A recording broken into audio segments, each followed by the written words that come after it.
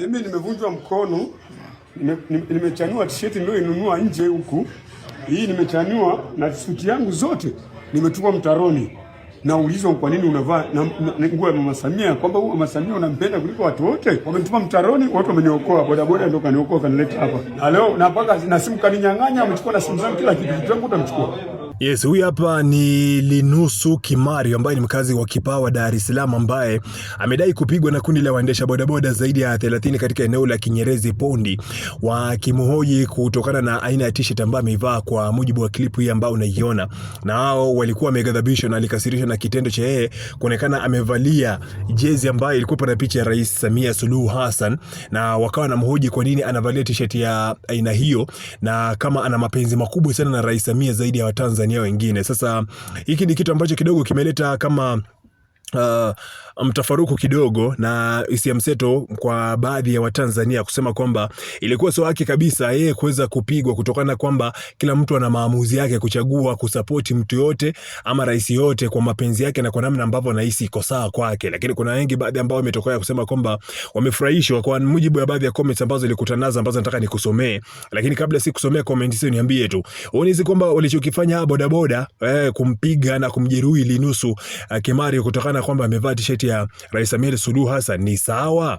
Na kama ingetokea labda angekuwa amevalia t-shirt ya mtu kama tuseme kwa mfano, napigia mfano, lakini amevalia t-shirt ya mtu kama Tundu Lissu, je, ingekuwa ni sawa kwa watu ambao wanaisupport serikali ama wanamsupport Rais Samia Suluhu Hassan kwenda kumpiga mtu yote ambaye atakuwa amevalia t-shirt ya Tundu Lissu? Inabidi kunipe maoni yako pale chini kwenye uwanja wa comment, lakini pia nikusomee baadhi ya comments ambazo nilikutana nazo, sababu kwa namna ambavyo alikuwa anaongea anasema kwamba alipigwa vibaya, amevunjwa mkono, lakini pia kwa mujibu wa klipu hii anasema kwamba sio mara ya kwanza amepigwa. Maana yake anasema kwamba alishapigwa mara ya kwanza, hii ni mara ya pili, na nadhani kabisa kwamba huenda kama akimkamata mara ya tatu huenda akamjeruhi vibaya mno zaidi ya alivyomjeruhi sasa hivi. Anasema kwamba anaomba ulinzi kutoka kwa Rais Samia Suluhu Hassan na serikali yake. Sasa baadhi ya comments ambazo nilikutana nazo ni kama hizi hapa.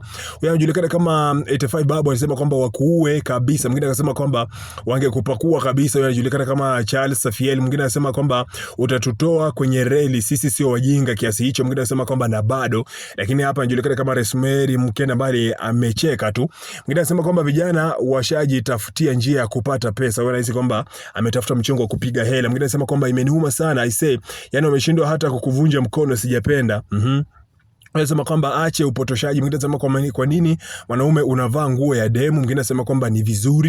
Yeye anasema kwamba sasa kwa afya yake angekuwa ametupwa mtaroni, singekuwa kafa. Acheni maigizo bana, tuna akili timamu. Mwingine anasema kwamba wangekuua kabisa. Huyu hapa anasema kwamba huyu alipaswa kuuawa kabisa. Mwingine anasema kwamba mkono ulivunjika anaijua, ama mkono uliovunjika anaujua.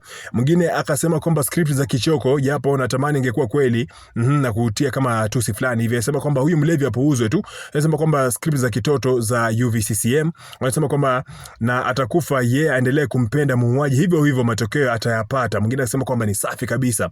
Comment nyingine hapa inasema kwamba wanataka kukutoa kwenye lile tukio la Arusha, ama kututoa kwenye lile tukio la Arusha. Na nadhani kwamba unakumbuka tukio la juzi la polisi kumuua kijana fulani hivi ambaye walimuhisi kwamba ni jangili.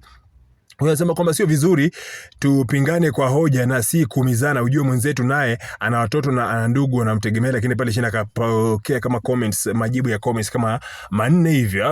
Huyu akasema kwamba walitakiwa kuue. Mwingine anasema kwamba kwa nini bado yupo hai. Sasa hizi ni baadhi tu ya comments ambazo nilikutana nazo kuonyesha kwamba wengi ambao walikuja comment pale chini hawakuwa na huruma wote, na hawakuonyesha kwamba hili jambo limewaghadhabisha zaidi. Katika comments zote ambazo nimetoka kusomea ni moja tu ambayo mmoja amehoji kwamba ni vizuri tukawa tunabishana ama tukapingana kwa hoja na sio katika swala la kuumizana, maana huyu ambaye anaumizwa pia na mwenyewe ana familia ambayo inamtegemea. Sasa naomba pia na wewe unipe maoni yako pale chini kwenye uwanja wa comment. Je, unahisi kwamba kilichofanywa kwa yule Linusu Kimario mkazi wa Dar es Salaam ama Kipawa Dar es Salaam ni sahihi? Maoni pale chini kwenye uwanja wa comment.